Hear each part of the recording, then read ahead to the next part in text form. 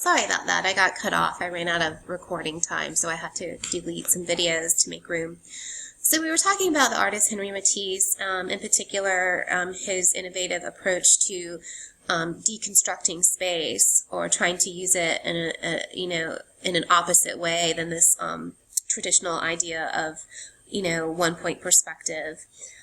Since Manet and Degas and Monet and Cezanne, artists have sought to undermine the illusion of space that had ruled painting since about 1425, which is about the time of the early Renaissance.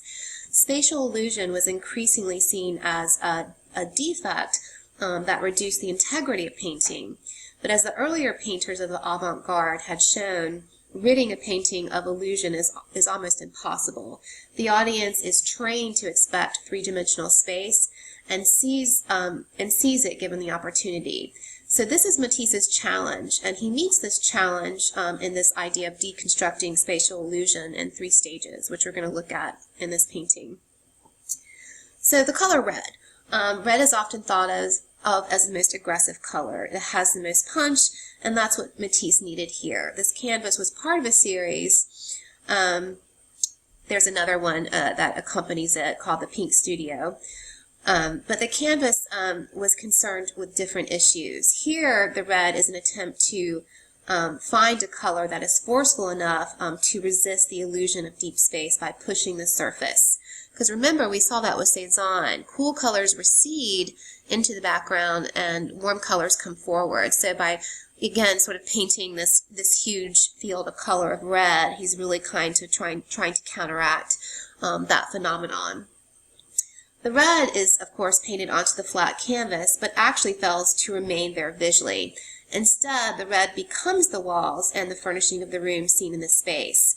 So, even though he has painted it red, see, our mind sort of kind of still tries to divide up the room and into these different planes. So, you do get a sense of some illusion or spatial illusion. This triumph of illusion is due in part to the linear perspective that does define the table, the chairs, and the wall and the floor of the studio that he's painting. Matisse has constructed some of the worst linear perspective ever seen. Receding lines should converge into one point, but look at the chair on the lower right. The line widens as they go back. And look to the rear left of the corner of the room. The corner is defined by the edge of this pink canvas here that he's painting, but above that painting, the line must be defined. The line that must define the corner is missing. Matisse is literally dismantling the perspective of the room, but it makes no difference. We still see the room as an inhabitable, sort of realistic space, and so this idea of illusion is still sort of triumphing. So Matisse is trying to do all these things to dismantle this perspective, but the way we've been trained, we look to find it. Here's some details. Although it's very difficult to see in reproduction, if you go look at it in person at the museum, it's located at the Museum of Modern Art in New York, it is clear that the whitish lines, and you can see them in this detail of the chair and some of the objects on the table, define form in the red field are not painted on top of the red. Instead, they are reserved lines. And what that means is that the white lines are actually the canvas below. Matisse painted the red planes up to the line on either side, leaving a narrow gap of white canvas in between. This is very important. So the white line is actually emerging from below the red. It is beneath this, color field of red paint. The red, of course, is painted on top of the white canvas. All right? So I know you're probably like, okay, hurry on, get on. Let me give you a better detail so you can kind of see. So I don't know if you can see. So these lines, they kind of look yellow, but it's actually the natural canvas coming through. So Matisse has realized that illusion is almost certain to triumph, no matter how aggressively he tries to undermine it or dismantle it. We as the audience are trained to see space, given the slightest opportunity. So if we see illusion at such a basic level, what hopes does Matisse have of destroying it? In fact, his reserved lines are his really brilliant solution. The chair, the dresser, the clock, each object or figure in the red studio is constructed out of the canvas below. So this natural canvas, it's not paint. At the same time, the ground, which supports those figures, is constructed out of a plane of red that is physically above the canvas. What Matisse has done then is reverse this figure-ground relationship. He has made the figures out of the ground, the canvas, and made the ground out of the figures, the red paint on top.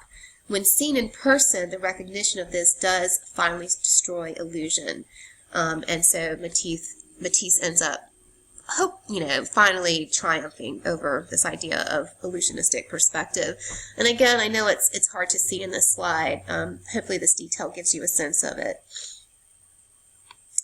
This is another image by Matisse. This is your official image from the College Board. So goldfish were introduced to Europe from East Asia in the 17th century. From about 1912, goldfish became a reoccurring subject in the work of Henri Matisse. They appear in no less than 9 of his paintings, as well as his drawings and prints.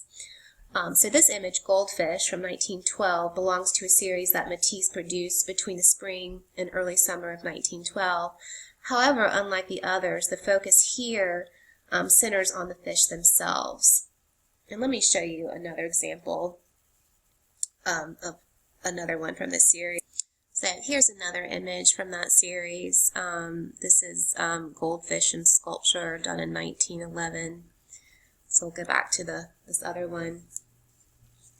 So yeah, you do see how, here there's other objects and the goldfish are a point of interest, but they're not the only point of interest. There's another one that he did. This was when he was in Morocco. And this is where he learned about this tradition of gazing.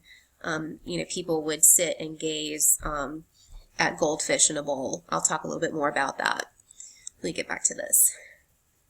So, when you look at this painting, the goldfish immediately attract your attention, I think due to the color. That bright orange really contrasts with the subtle hues of pinks and greens that surround the fishbowl, and the blue-green background.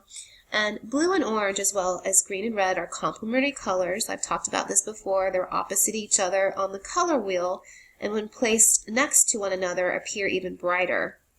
This technique was used extensively by the Fauves, and is particularly striking in Matisse's earlier canvases. He definitely used this in The Joy of Life. Although he subsequently softened his palette, the bold orange is reminiscent of Matisse's Fauvist years, which continued to influence his use of color throughout his career.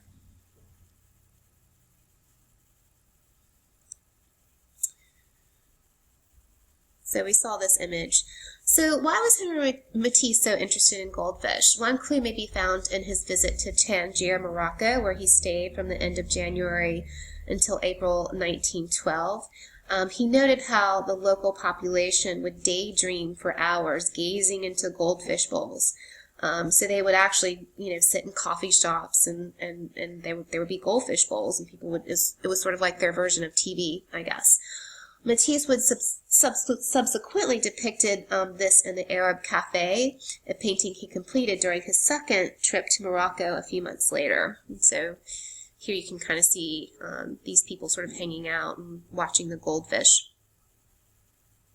Also, what influenced him was this idea of the Moroccan's lifestyle, which appeared to him to be very relaxed and contemplative. For Matisse, the goldfish came to symbolize this tranquil state of mind, and at the same time became evocative of this idea of a paradise lost, a subject, unlike goldfish, frequently represented in art. Matisse was referring back to artists such as Nicolas Poussin, in this example of Et in Arcadia Ego, and Paul Gauguin, who we looked at when we were studying the Post-Impressionist, who painted, he painted in Tahiti, and he really saw Tahiti as a sort of lost paradise.